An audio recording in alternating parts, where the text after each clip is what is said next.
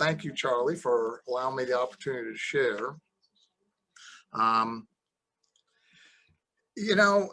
We talk about how blessed we are as believers all the time and what God has done to bless us and all that. And we talk about the difference between happiness and joy, but the word says that we can be happy, And so how do we get there? And so I titled this teaching, Blessed is the Man, or Blessed is the Man, or you could have changed the word blessed to happy. But we're going to go to Psalm 1 to start.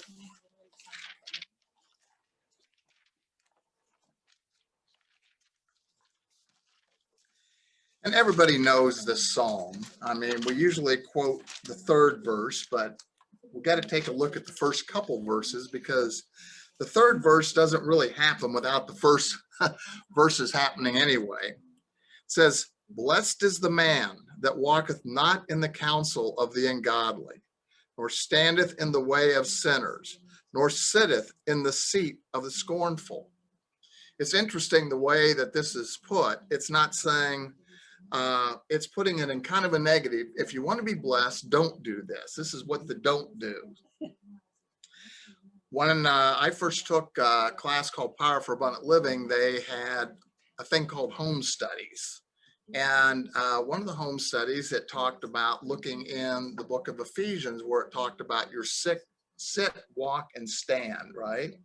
And so I always remembered that.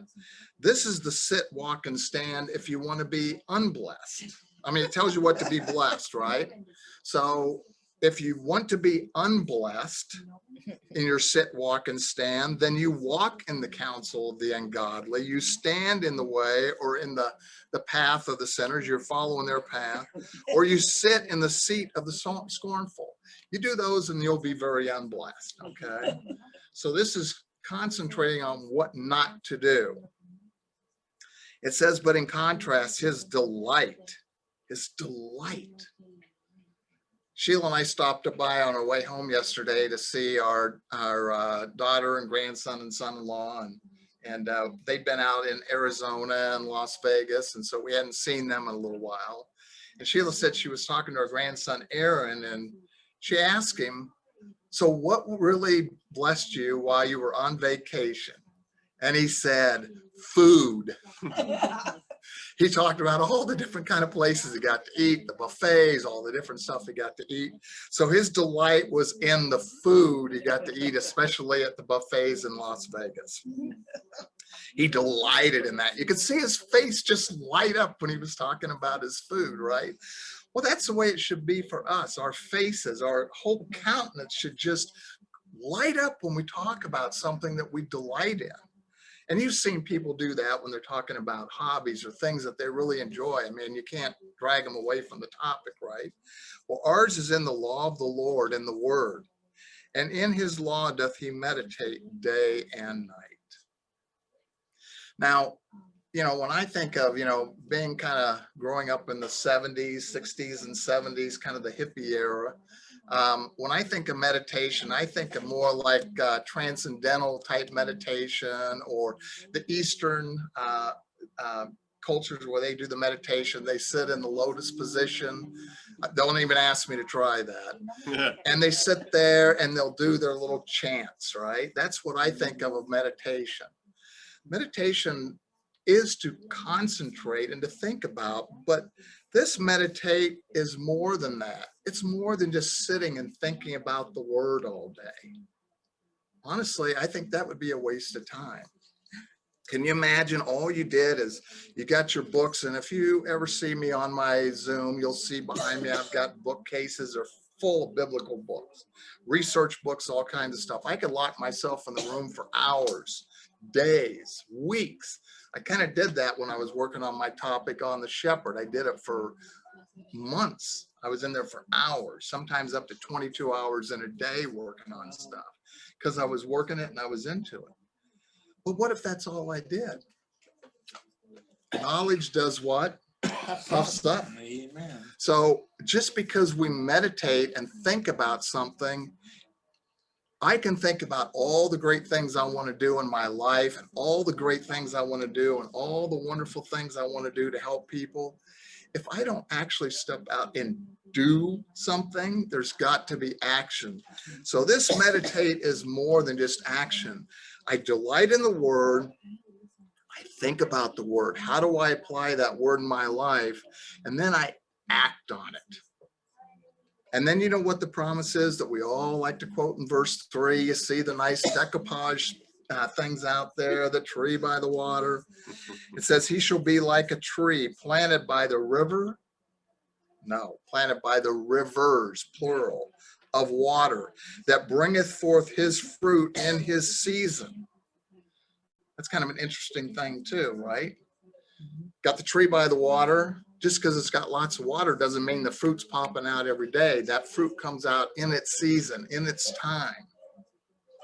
Sometimes we're looking for fruit when fruit isn't available yet in our lives. Sometimes it's not a season, okay? We have to wait. There's a season, there's a time. His leaf also shall not wither. And the leaf on a tree is a little important, right? Yeah. If you have a tree with no leaves, guess what? It's a dead tree. So the leaves are what cause the photosynthesis to happen so that tree can grow and nourish itself so that it can what? Bring forth fruit. So if your leaf doesn't even wither, just think about all the abundance that's coming out of that tree. And then it says, and what God decides for you will prosper.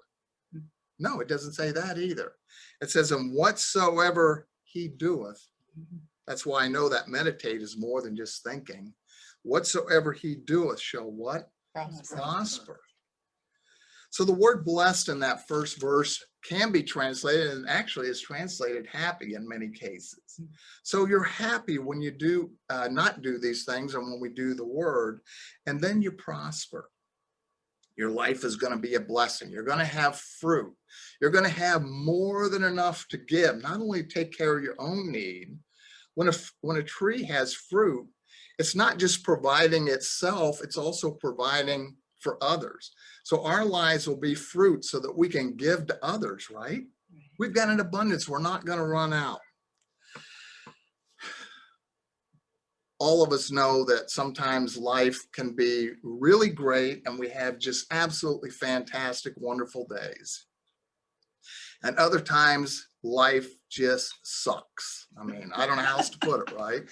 I mean, there's days that you go through, and I thank God that God didn't make, days, like 400 hours long or something like that. Because sometimes when I'm having sometimes when I wake up and I'm having a really rough day, I know sooner or later this day will end and there'll be a new day that starts over and I get to start over. And so sometimes life is wonderful and sometimes life sucks, but we can still be blessed. We can still be happy. Now, we may not be happy with the situation. We may not be happy in the circumstances, but we can be happy. And as I thought about it, I thought about two individuals in the Bible and where they both had situations and they really, just like we all do, we make a choice in every circumstance and every situation how we want to deal with it. And we're going to look at two men and how they dealt with their circumstances. So the first place we're going to go to is Luke chapter 5. You'll be happy to know, Charlie, that I had about 4 pages of notes. Yes. And I cut this in half. So we're going to basically look at two men. And I've seen myself as both of these individuals. And maybe you'll see the same thing. We both read we've read these examples hundreds of times, but I want you to think about it in light of the choice and what we make to be blessed and whether we can prosper or not. Luke 5 verse 1 says, and it came to pass that as the people pressed upon him to hear the word of God, he stood by the lake of Gennesaret. We're talking about Jesus Christ here. And he saw 2 ships standing by the lake, but the fishermen were gone out of them and were washing their nets. So whenever you read this stuff, you gotta visualize all this in your head. This is what makes it come alive. Jesus is walking along. He's got all these people. They're saying Jesus, they're asking him questions. They're talking to him. They want to know more. What's going on? Teach us the word, all this stuff. And he's walking along, and then he sees these two ships sitting down there on the shore. And he looks over and he sees the fishermen out there washing their nets. Okay. So then he gets a thought. He says, hey, how about if I just get on the ship and I go out, and then I've got this little space. I've got some space between me and them. I can teach the word, do all this. So he entered into one of the ships, which was Simon's, and prayed or asked him that he would thrust out a little from the land, and he sat down and taught the people out of the ship. What an idyllic situation, right? Like when we were out on that little paddle boat on the river. I mean, it was just a beautiful little trip and everything that we were doing. Can you imagine sitting there on the shore, ship sitting out there just a little bit off the shore? Jesus Christ is sitting on the ship. He's teaching the word. Here's Simon Peter. He's sitting back there. Of course, he has to get the ship out there, so he's kind of keeping things steady as Jesus is out there teaching. Now, you already know he's been fishing all night, right? Now, I don't know about you, but if you've ever stayed up all night and then we're sitting through a teaching, I can maybe see Peter sitting over there on the boat. The boat's got a little rock to it. Jesus is teaching the word, and there's Peter. Now, I don't know if that's the case. Maybe he was wide awake, but just remember, because we're going to get into it, he was working all night long, okay? And now he's in a fellowship.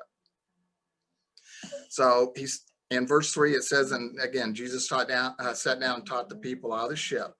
Verse 4, now when he had left speaking, when he was all done, he said unto Simon, launch out into the deep and let down your what? Nets for a draw. He says, Peter, guess what? I think we ought to go fishing. Okay, now remember, Peter's worked all night. We're going to learn about this. He'd been washing his nets. He just sat through a fellowship. We don't know how long it was. Maybe he was a little tired. I'm sure he was. Maybe he was even a little hungry. So here's Simon. Now, Jesus is asking him to do something.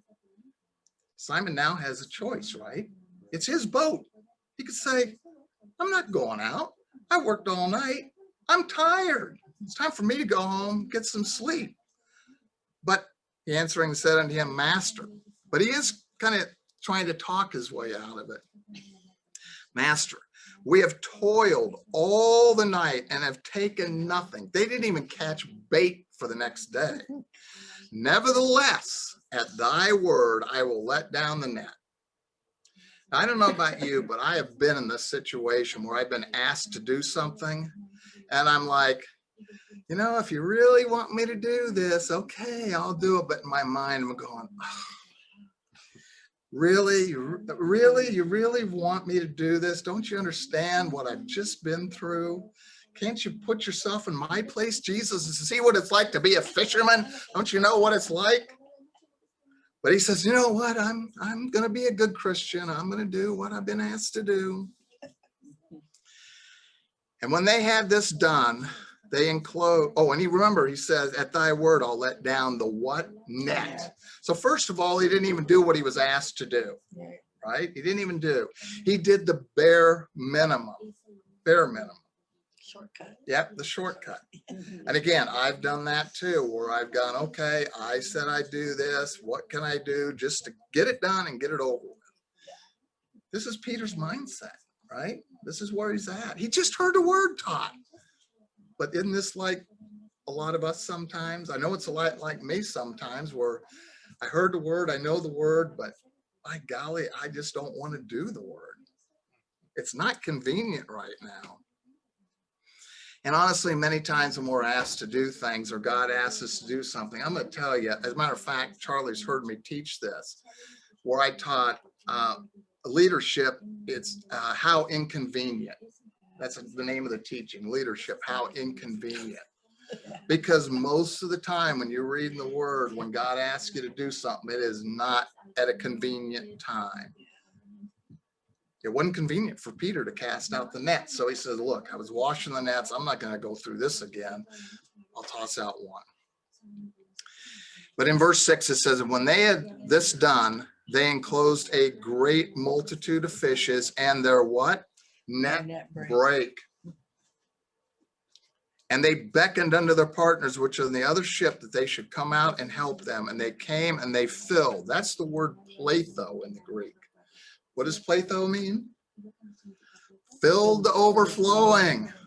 They filled both the ships so that they began to sink. So not only did you have a tired fisherman, you had a broken net with two sinking ships. Wow. When Simon Peter saw it, he fell down at Jesus' knees, saying, depart from me, for I am a sinful man, O Lord. Peter's life could have been a real blessing at that point, had he followed what Jesus said. Jesus said, let out the nets. Why was he doing that? Because he wanted to hurt Peter? Peter had been fishing all night. He probably knew that. But he had blessed Jesus, and Jesus wanted to bless him. So God told Jesus, said, tell them to go out and throw out their nets. They went out, they got to a certain spot, and when they would have dropped those nets over, for whatever reason, I'm not a fisherman, they would have landed on this great mass of fishes and pulled in everything they needed. This was at the early part of the ministry. Simon Peter and the others, remember, they went with Jesus. Some of them had families. This abundance that they took in that day could have been enough to take care of everything they needed, so they didn't have to have any financial worries at all during that time. Remember at the end of, I think it's John, Peter went back to go fishing again. I don't know if he had to go back because he needed the money or just because he thought the ministry was done. But here, Jesus could have blessed him. And so something that could have been a blessing turned into not being a blessing, right? And it says, and when Peter saw it, saw what? The fish? No, I think what he saw is his disobedience and his attitude. When he saw it, he said, depart from me, for I am a sinful man, O Lord. For he was astonished at all that were with him at the draw of the fishes that they had taken. Now, he had been a fisherman since he was a kid. He probably grew up with fishermen. He had seen big catches come in. When fishermen are amazed at the amount of fish, that's got to be a lot of fish, a lot of fish. So there's a man who had the opportunity. Everything was set up for him to be blessed, and he wasn't blessed, right? He missed the blessing that God had in store for him. Wow. Well, we're going to look at another individual. If we depend on circumstances to make us happy and to think that that's going to bless us, we're always going to be very disappointed. John 9. We're not going to take the time to read all this because it's really the whole chapter. But we've read this record many times. This is the record of the man who was born blind. And what happened. But we're going to start it out, and then we're going to, I'm going to probably talk about this record, and then I'm going to jump down to the end. As Jesus passed by, he saw a man which was blind from his birth. As disciples asked him, saying, Master, who did sin, this man or his parents, that he was born blind? Jesus answered. Okay, let me stop for a second and paint this picture. Picture all of us, although I don't put myself in Jesus' place, it's Christ in me, right? But I'm Jesus, all of us are disciples, we're walking along the road, we come up to this blind man standing here, right? So we're standing there. And some of you go, hey, Jesus, who sinned that this man was born blind? Was it, did he sin or did his parents sin? Who sinned? Now, the blind man's standing there hearing all this. How do you think that makes him feel? Just think about it. Put yourself in the blind man's place for just a minute. And all of a sudden you're hearing these people. Now he's heard all this all his life, right? Because this is one of the teachings that went on, that sometimes the things that you would receive, sickness, those kind of things happen because you either sinned maybe in a prior life or your parents sinned, and this is a result. You know, the result is now that they have a child that has these problems. We hear that now today in some Christian teachings, right? How does he think this makes this man feel? He already probably feels maybe bad enough. And now here's this guy and this group talking about him right in front of him. But here's Jesus, and he said, neither hath this man sinned. Now this is probably a new thought to this guy, nor his parents, but that the works of God should be made manifest in him. I must work the works of him that sent me while it is day. The night cometh, and when no man can work. As long as I am in the world, I am the light of the world. He said this man didn't sin and his parents didn't sin. But I tell you what, I'm here because I'm the light of the world, and I am going to do the works of God. He's not saying that he was born blind so I could do the works of God. I've heard that taught too. That isn't it either. He says, I'm going to do the works of God. So in verse 6, it says, and when he had thus spoken, he spat on the ground. Now again, just picture closing your eyes. You're hearing this conversation going on, and you hear this man that you've never met before talking about he's the light in the world. He's going to do the works of God, but you can't see anything. All you can do is hear this conversation going on. And next thing you hear is, okay, now what the heck's going on? And next thing you know, you're standing there, and all of a sudden this guy's picked up some mud and he's sticking it in your eyes. That's says when he had thus spoken, he spat on the ground, made clay the spittle, and anointed the eyes of the man, the blind man, with the clay. Now this guy might have to be going, what the heck is going on? You know what? But he didn't argue with him, did he? And then he was told in verse 7, go wash in the pool of Siloam, which is by interpretation sent. He went, and then I have that the rest of it's crossed out. It says he went and came seeing is one translation the way it is. He went and he came seeing. So what did he do? He went, washed, and came back seeing. My gosh, what a wonderful, we talk about being blessed, being happy. Can you imagine never having seen anything in your life? You've never seen your brothers, your sisters, your aunts, your uncles, your friends. You've never been able to see the food you eat. You've never been able to see a sunset or a sunrise. You've never seen anything. And all of a sudden you wash this mud out of your eyes and you open your eyes and everything is 20/20 in perfect color. Oh my God, what a blessing. This has got to be the greatest day of your life. You talk about circumstances making you happy. Can you think of a greater one than this? My gosh. Then the neighbors come in, right? Hey, what's going on? What's happening? All this ruckus starts up, right? Because we're not going to read all this because you know the record. What's going on? What's going on? And he's trying to explain what's going on. This happened. This happened. Well, you know what? We better take him into the Pharisees and make sure this is okay. What's all right? So they take him into the Pharisees, right? And they say, tell us what happened. He goes, well, I don't know what happened. This guy came along. He said, put mud in my eye, spit on the ground, put mud in my eye, told me to go wash. I washed. I'm saying, I don't know what else to tell you. But he did it on the Sabbath day. Oops, Jesus forgot to check the rule book, right? So some said that, you know, this is all fake. Others said, no, this is real. And all of a sudden, what turned out to be a super wonderful, exciting blessing for this individual is going downhill very, very quickly. You think about it. Have you ever had one of those days that starts out so great and ends so bad? This is where this is going, and it's on a train going 100 miles an hour to the bridge that's out. I mean, that's where he's headed. It's going, and it's going at a fast rate. Verse 18, we're going to skip down through. It says, but the Jews did not believe concerning him that he had been blind. and received his sight until they called the parents of him that had received his sight.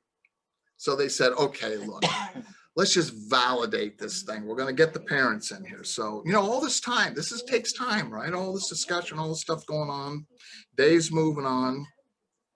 First thing he's seeing in his life, he's now watching all this turmoil going on in front of him, right? So they called the parents. In verse 19, they said, is this your son whom you say was born blind? How then doth he now see? His parents answered and said, we know that this is our son, and that he was born blind, but by what means he now seeth, we know not. Or who hath opened his eyes, we know not. He is of age, ask him, he shall speak for himself. These words spake his parents because they feared the Jews. For the Jews had already agreed that if any man did confess that he was Christ, he should be put out of the synagogue. Because of fear, they could not stand up for their son on the greatest day, maybe one of the greatest healings that had ever taken place in history. They could not stand up for their own son. Can you imagine seeing your parents remember the first time he ever saw his parents was when they walked in to the synagogue in front of the Pharisees. First time he'd ever seen his parents, and they refused to stand up for him. What a heartbreak. So they called him back again, said, give God the praise in verse 24, because we know this man is a sinner. And he answered and said, whether he be a sinner or no, I know not. But this one thing I know, whereas I was blind, now I see. Then they asked him again. And then in verse 28, it says, then they reviled him and said, thou art his disciple, but we are Moses' disciple. We know that God spake unto Moses. As for this fellow, we know not from whence he is. The man answered and said to them, why herein is a marvelous thing that you know not from whence he is, and yet he hath opened mine eyes. Now we know that God heareth not sinners. But if any man be a worshiper of God and doeth his will, him he heareth. Since the world began, was it not heard that any man opened the eyes of one that was born blind? If this man were not of God, he could do nothing. They answered and said unto him, thou wast altogether born in sins, and dost thou teach us? Jesus handled that exact topic about whether he was born in sins or he had sinned himself, right? He had handled that. Where do you think that teaching had come from? How many times do you think his parents might have been told the reason your son is blind is because of your sins or his sins? How many times do you think that blind man had been told that in his life? This wonderful blessing that God had put in place had come crashing down, and it hadn't even hit bottom yet. Because then it says, lost my place here. 34. Verse 34, the very end, and they cast him out. They excommunicated him. He couldn't go to the market. He couldn't spend time with his family. His friends would ignore him when they walked down the street. They'd walk on the other side or turn their backs to him. What had started out as a wonderful blessing to this individual has turned to pure hell in his life. Wow. Sounds like Mark in the Void. Yeah. Yeah, it does. But I can't even imagine, as bad as some of us may have had things happen in our lives, can you imagine this? To where all of a sudden in this town, nobody will have anything to do with you. This is the day he got his sight back. Yeah. Now, they didn't have CNN, they didn't have MSNBC, they didn't have all the news places. All this is broadcast on the news, news alert, all this kind of stuff. Everybody's talking, everybody's, they're trying to track down. They got cameras and mics in the parents' faces. They got it in the, you always get the neighbors. Neighbors are in there. Hey, hey, what's going on? The commentaries, everything's going on. But word spreads, and it went fast through that city, right? We don't know where Jesus was, and none to say he was around any of this. But in verse 35, it says, Jesus heard They had cast him out, and when he had found him, who went and found who? Jesus went and found him. Wow. He was hurting. Wow. Can you imagine how this guy felt? And Jesus said unto him, dost thou believe on the Son of God? The blind, well, he's not blind anymore. He answered and said, who is he, Lord, that I might believe on him? He probably recognized the voice. I bet he did. And Jesus said unto him, thou hast both seen him as he that talketh with thee. And you know what the blind man said? He said, you ruined my life. I thought I was in bad shape until this day, but this is the worst day of my life. I wish I had never met you. Because now I can't even see my family. I got the one thing I needed, and now I got nothing in my life. You ruined my life. Did he say that? Nope. He said, Lord, I believe. And he worshiped him. Here's a man with the circumstances were all against him, and yet he was blessed. He was blessed. Peter had everything going for him, and he lost it. We have a choice. Man. Every day, circumstances are going to hit us. And every day we have a choice on whether we want to be happy and blessed or whether we want to cave in.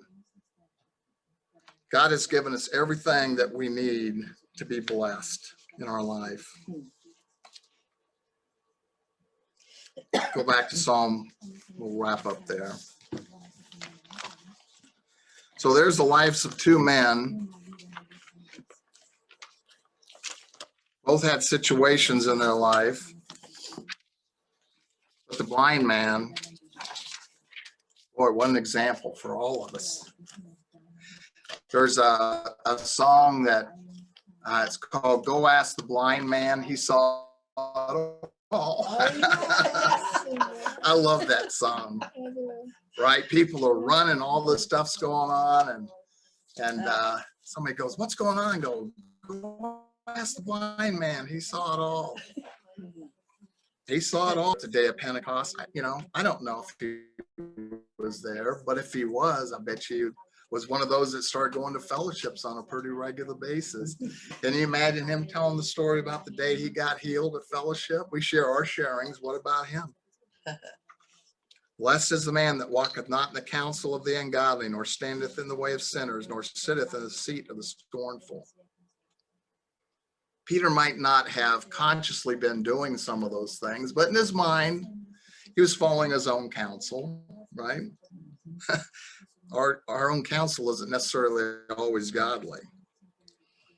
And he followed the way of sinners. He didn't follow the word. Sin is broken fellowship, not doing the word, right?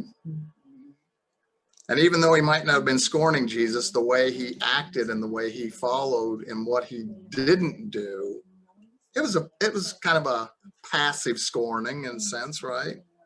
He ended up not being blessed. But he delights in the law of the Lord, and in his law doth he meditate day and night.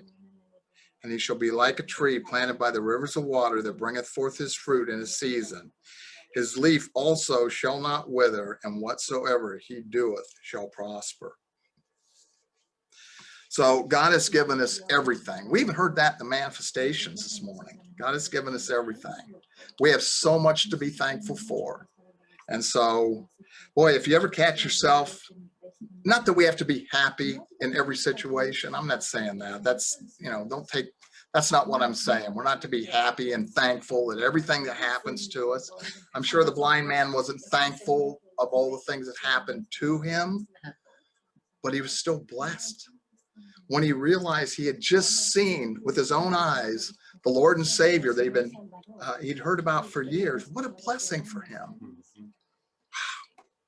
Wow. So we've got a lot, and it all comes down to what do we want to do? What choices do we want to make?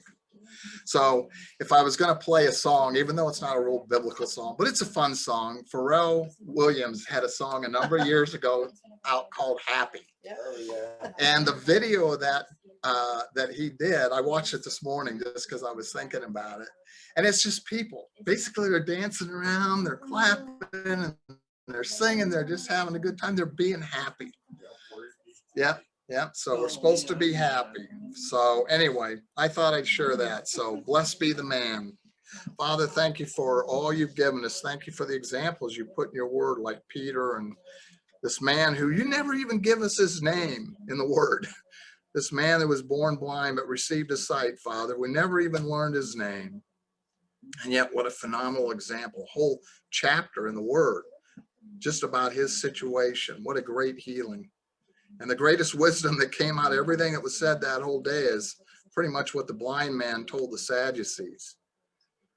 So, Father, I'm thankful that we have the opportunity to take the great blessings that you've given us, and Father, that we're always thankful and we never forget, and that we can see our tree prosper and grow and have fruit for so many others to benefit from. Thank you for all this in the name of Jesus Christ. Amen. Amen. Amen. That was great.